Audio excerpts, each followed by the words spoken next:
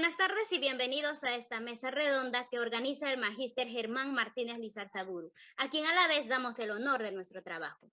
El tema que vamos a abordar en esta mesa redonda virtual es Homo Academicus, que el autor le corresponde al señor Pierre Bourdieu. Bien, y para dar comienzo a esta mesa redonda, contamos con la presencia de unos ponentes preparados y fantásticos, a quien voy a presentar en primer lugar al señor John López Saldaña, Rolando Macedo de Piño, Bruno Macayo Félix, la señorita Elizabeth Maritza Martín Jerónimo, Luz Luna Altamirano, la señorita Iris Merino Pinedo, la señorita Leslie Maldonado Díaz y la señorita Claudia Mendoza Cisneros.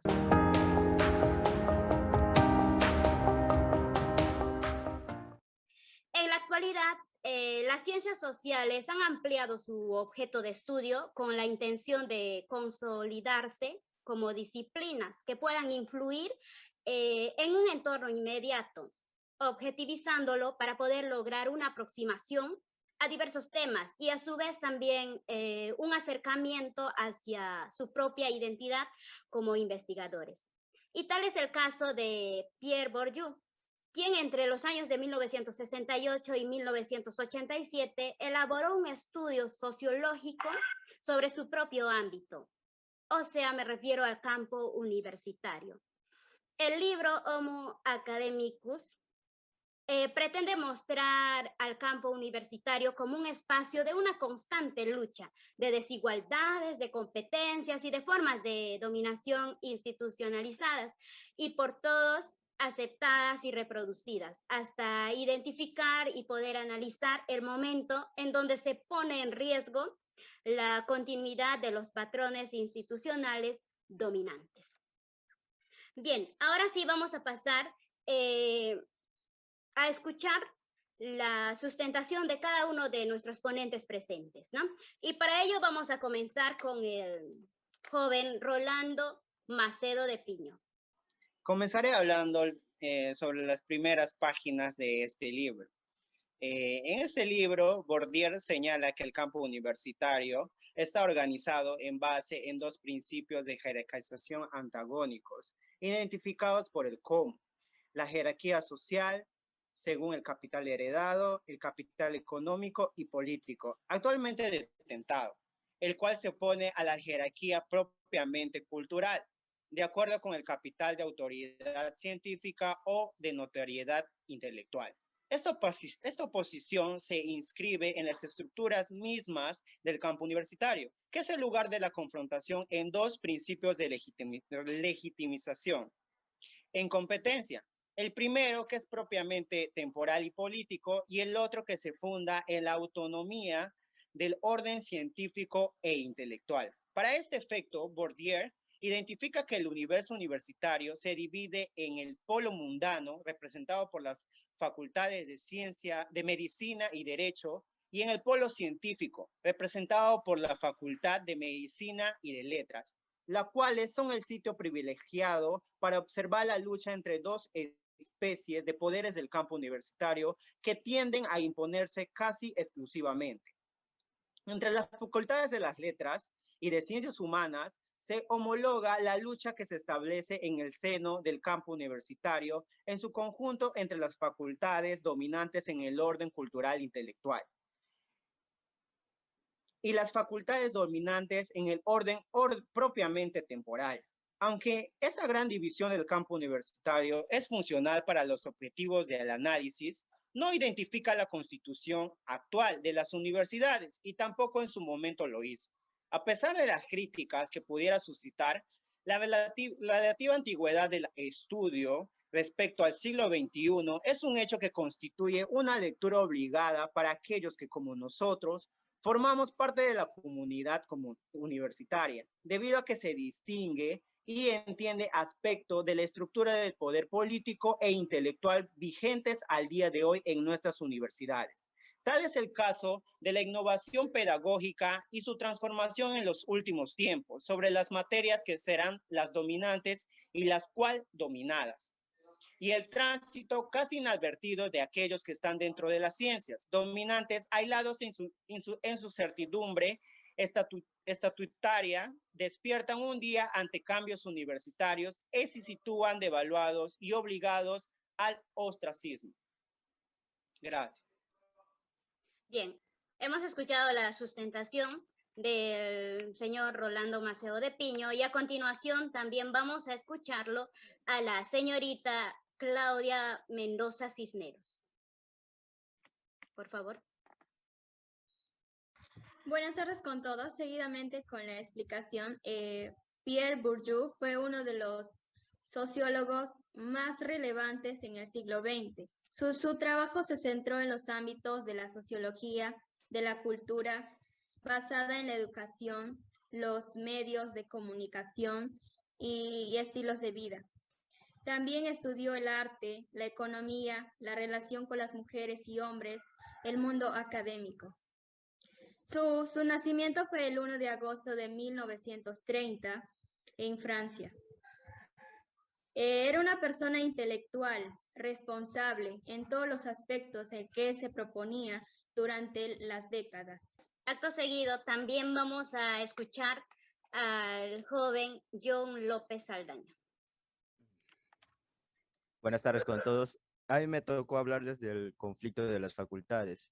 Este capítulo nos habla de la división entre lo económico y lo cultural, que estructura el campo del poder. Se produce entre las facultades universitarias y dentro de cada facultad. Es decir, Bourdieu por momentos parece razonar como si cada realidad tuviera dentro de sí los mismos principios de diferenciación con los que ha construido su objeto sociólogo. Bourdieu muestra cómo cada posición recluta los tipos humanos que requiere mantener la estabilidad. Las instituciones son modos de generación de hábitos similares y cada facultad define lo que son las actividades de investigación. Considera que este modelo es procedente de las ciencias de la naturaleza y ha invadido el conjunto de la actividad científica, homogeneizando las realidades muy disímiles que se definen en cada una de las facultades. Gracias. Gracias. Vamos a continuar y cederemos las palabras a la señorita Elizabeth Maritza Martín Jerónimo. Muy buenas tardes a cada uno de ustedes. Les voy a hablar un poco acerca del libro Homo Academicus, la comparación entre los inscritos de Ernest Labrousse, el director de estudios de la École des Hautes Études, y los de Louis Girard, permiten ver que la cosa es diferente cuando la universidad canónica ya no tiene, como es el caso de historia, el monopolio de las carreras posibles debido a las posibilidades ofrecidas por otras instituciones, tales como la École des Hautes Études o las ciencias políticas, mientras que los alumnos de Louis Girard conocieron en su mayor parte oscuras carreras o se dieron a conocer fuera de la universidad. Se cuentan entre los historiadores más prestigiosos de su generación y una gran proporción de ellos han hecho sus carreras en la École. Desde esta perspectiva, se pueden comprender los elogios obligados de sucesor a antecesor y su contenido que mezcla inextricablemente las declaraciones de reconocimiento en el sentido de gratitud por el patrocinante y las profesiones de reconocimiento intelectual por el maestro. Gracias. A continuación, escucharemos las palabras también de nuestro ponente, Bruno Macayo Félix. Buenas tardes con todos. Les hablaré acerca del libro Homos Académicos, de la parte de posiciones y toma de posición, que es comprendida por el espacio universitario, que puede ser definida a partir de criterios y propiedades exclusivamente universitarios.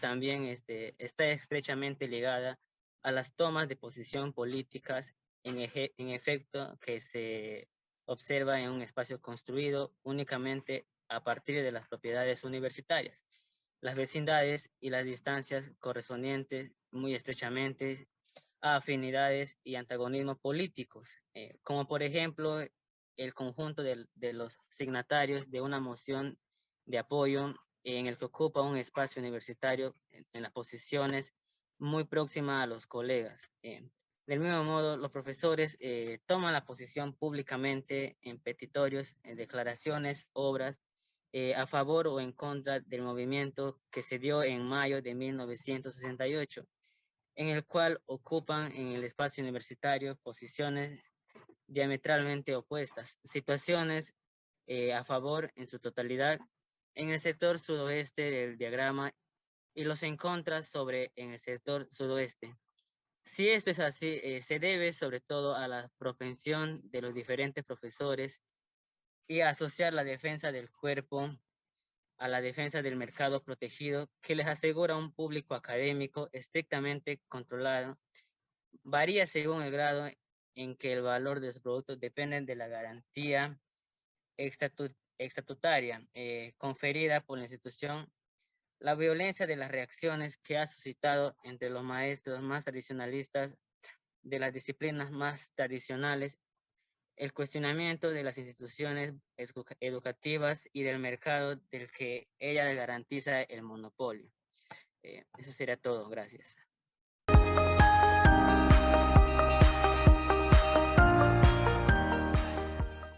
Bien, hemos escuchado las opiniones y sustentación de cada uno de nuestros ponentes. A continuación, pasaremos al segundo bloque, en donde los participantes procederán a intercambiar ideas mediante preguntas y en forma ordenada. Para ello, quiero ceder el pase al ponente Rolando Macedo de Pino. Gracias por el pase, moderadora. Mi pregunta es, ¿cuál es el objetivo principal del libro Homus Academicus? Bien, señorita Luz Luna, por favor, su respuesta a esta pregunta. Respondiendo a la pregunta, ¿qué objetivo tuvo la obra Homus Academicus? Bueno, el objetivo principal que tuvo fue el de proponer un mapa del mundo universitario y de las diferentes formas de capitales que configuran los diversos tipos de carreras académicas. Bourdieu ofrece una explicación de un acontecimiento histórico que trasciende de la universidad. Gracias. Muchas gracias. A continuación, cederemos también el espacio a la señorita Claudia Mendoza. Gracias por el pase, señorita moderadora. Mi pregunta va dirigido a la señorita Melissa Pinedo. ¿Qué se da a través de la sincronización? Señorita Melissa, tendrá un tiempo de 30 segundos para dar una respuesta concisa a esta pregunta. Muchas gracias por el pase, señorita moderadora. A través de la sincronización de la crisis latente de diferentes campos, ha hecho posible la generalización de las crisis. Tales convergencias favorables a la puesta en fase de las crisis locales o a las alianzas coyunturales se observan en el conjunto de las facultades de letras y de ciencias, donde el desencanto de una fracción importante de los docentes subalternos enfrentados a un puesto difícil y comportante de los docentes a carreras multiladas. Se encontraba con el estudiante en correspondientes amenazados por la desclasificación ligada a la devaluación. Gracias. Muchas gracias.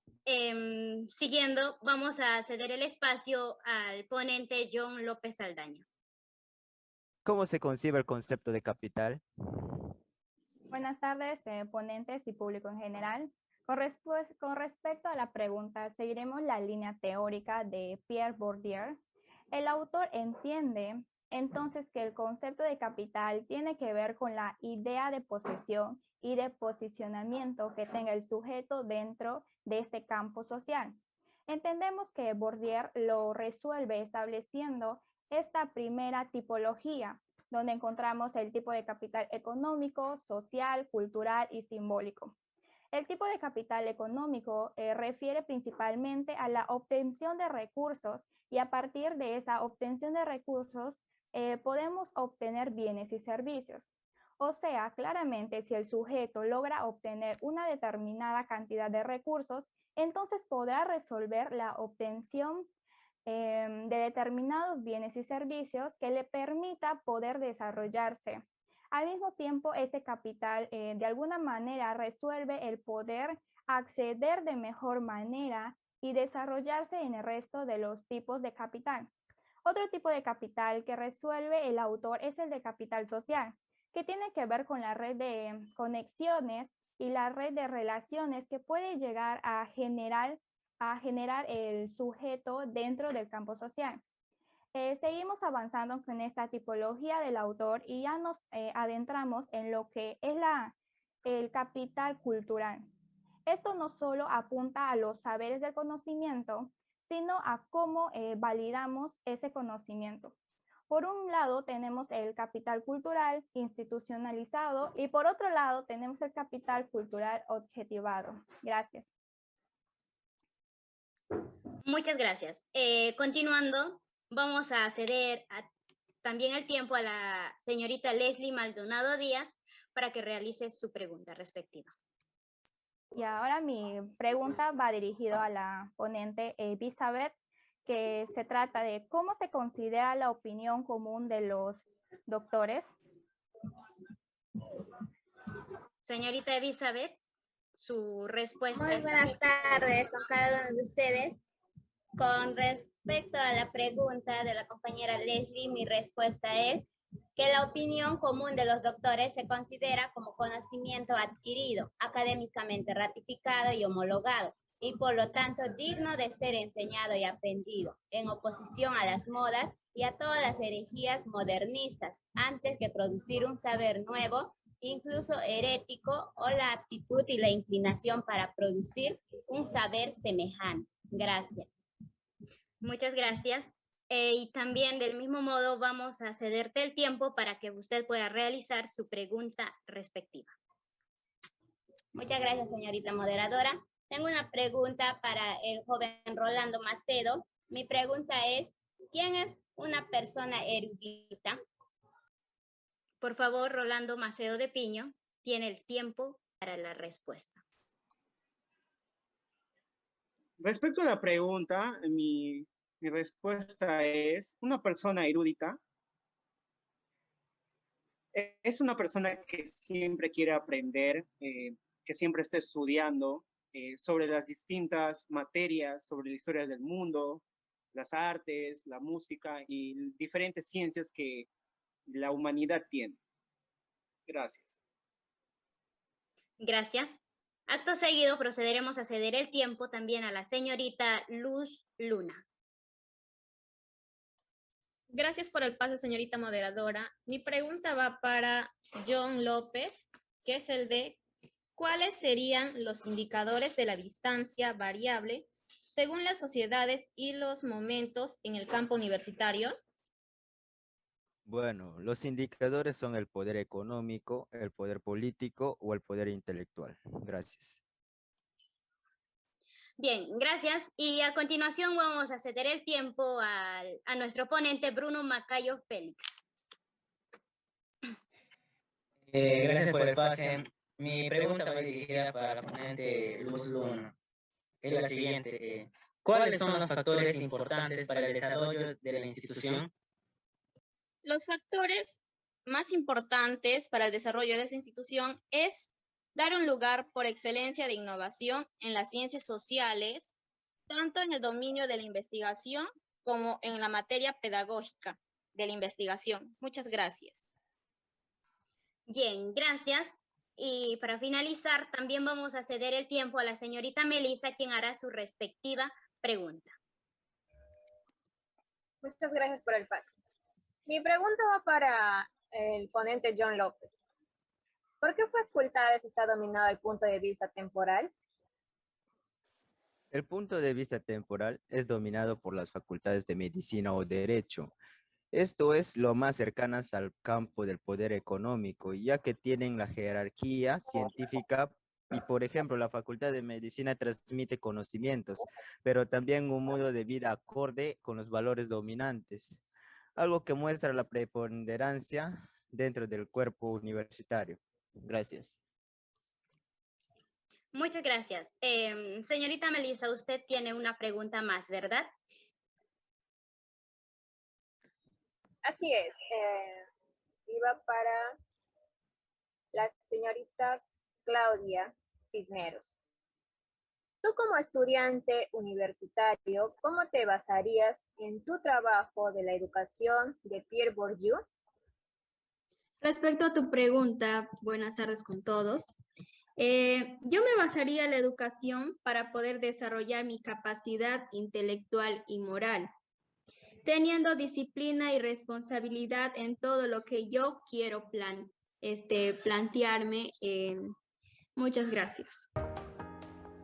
Bien, gracias.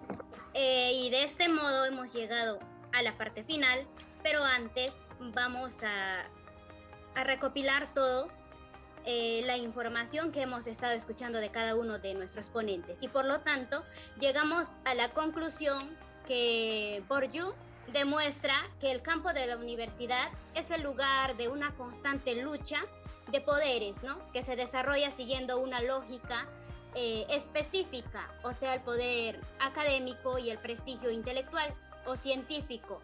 Son los dos polos de esa lucha y las disciplinas y las prácticas dominantes y dominadas que se atribuyen o se distribuyen, en torno a ellos. Ahora, pero ¿cómo se manifiesta este fuego de fuerzas e intereses?